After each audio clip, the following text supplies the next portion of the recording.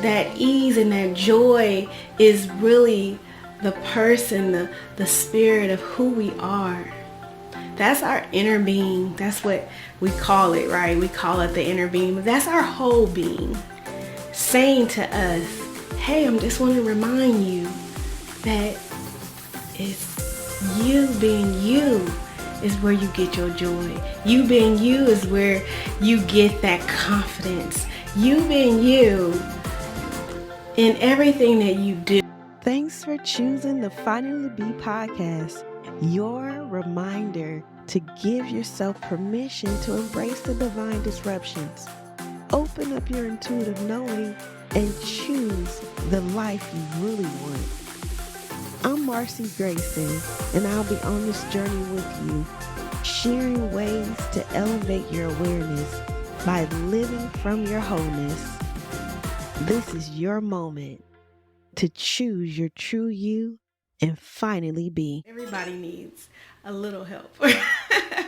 Sometimes you need that coach, that someone to help motivate you and keep you on track.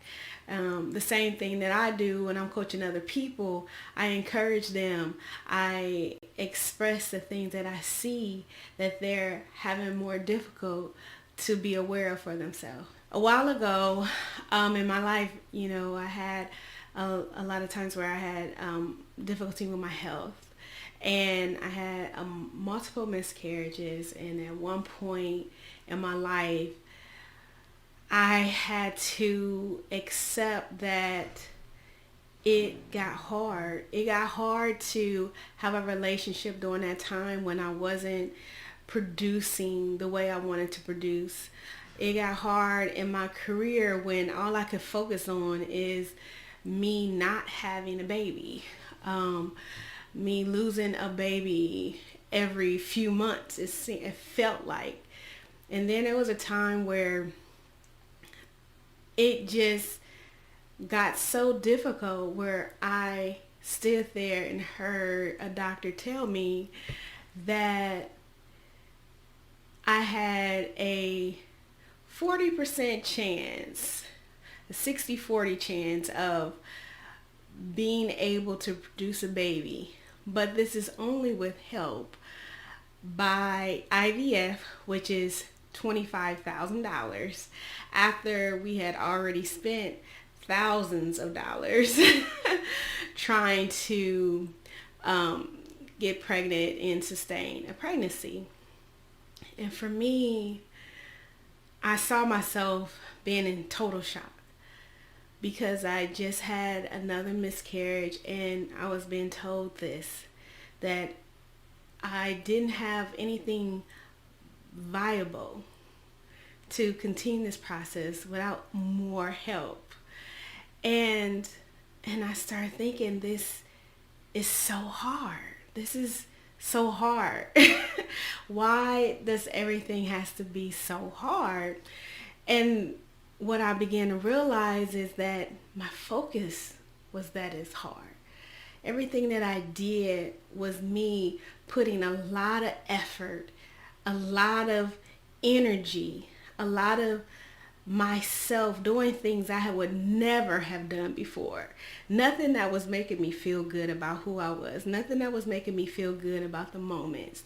I wasn't enjoying anything at that time because everything was hard. And so I began to step back from that. There was a time in my life where I just decided that does it have to be hard?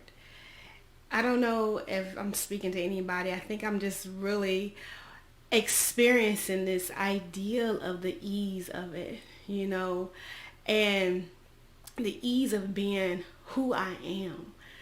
And sometimes we get those glimpses in our life. Like even during this time, there was a moment of strength that built up inside of me that I was able to sit back in and really breathe in and enjoy and recognize that moment right there felt great.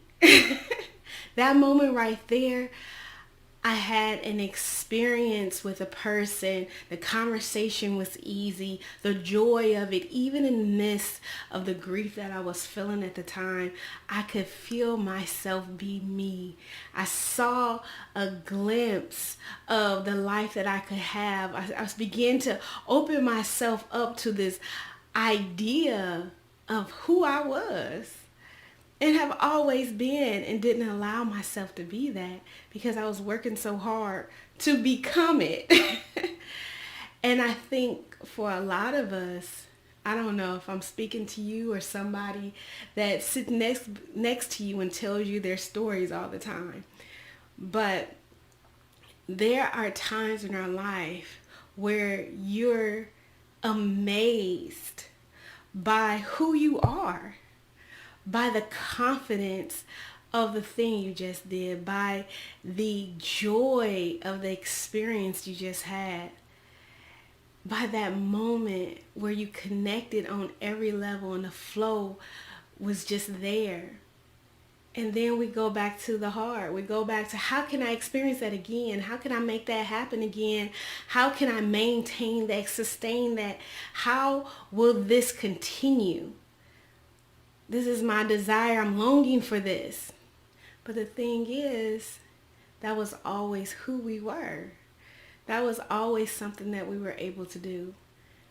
And that ease comes so naturally. That ease and that joy is really the person, the spirit of who we are. That's our inner being. That's what we call it, right? We call it the inner being. But that's our whole being saying to us, hey, I just want to remind you that it's you being you is where you get your joy. You being you is where you get that confidence. You being you in everything that you do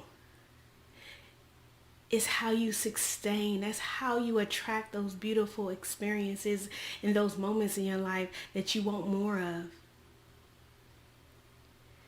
And when we get to that place where we're so focused on the heart, we begin to close down our awareness of those things that are who we are. And we're trying to make something happen, putting all this effort in. And really, our being, God, the source of all things, are just trying to remind us. Spirit is just trying to remind us that, hey, you are amazing humans. You being you allows you to experience all these things. You're creative. You're beautiful. You standing up and just speaking, and we call it our authentic self, as though we're something outside of who we've always been. But this is who we've always been. This is who you are. And it's easy. And it's okay that it's easy.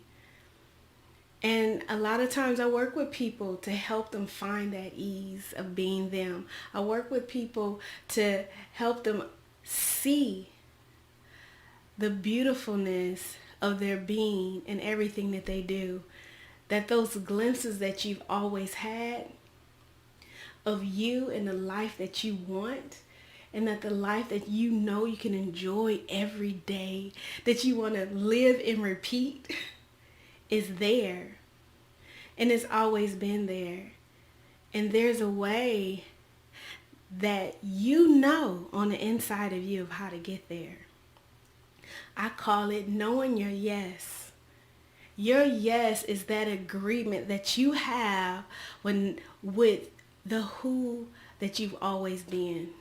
Your yes is that agreement that you've had, and that when you make those steps towards something, and you know that you know that you know that it's not going to be anything else but that. That's your agreement with God, with Source, saying that, hey, we already gave you our yes. I'm waiting for your yes. And that's the ease. Your yes is that ease. Finding that yes is that ease. There's this client I work with a lot, and he's really already super motivated. He's someone who understands the direction he wants to go in. And the one thing that was hard was thinking about balancing that life, that quality of life with that experience of being successful in those other parts of his life, like his career or something. And the one thing that working with him, seeing him grow, is recognizing that his yes was always there. He saw it when he did the work. He saw when he was in his career. He saw when he did negotiations. But that quality of life, it was always something that had to be effort. And then he stepped back into his yes. He began to realize that, this is when I feel most like myself. And I'm going to feel like myself in everything that I do. And that's how you grasp hold. That's how you know how you operate in your life. When you start recognizing your yes. That's the ease of it. That's the joy of it. That's when every moment can be exactly the way that you knew it always should be within yourself. Those negative feelings that we call them negative feelings, but it's that energy that kind of reminds us that, hey, it's easier than this. Because when you're you, things seem to just go the way you know they should. It may not always look exactly like you imagine, but it feels so good just being you. You have always known there's another way. If you are ready to work with someone to help you bridge the gap between the dream and the reality of owning who you are, even in the smallest way, and you are prepared to create the disruption and shifts to live from your whole yes, then work with me. I've been waiting for you.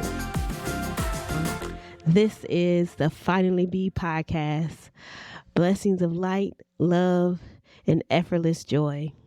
See you next time.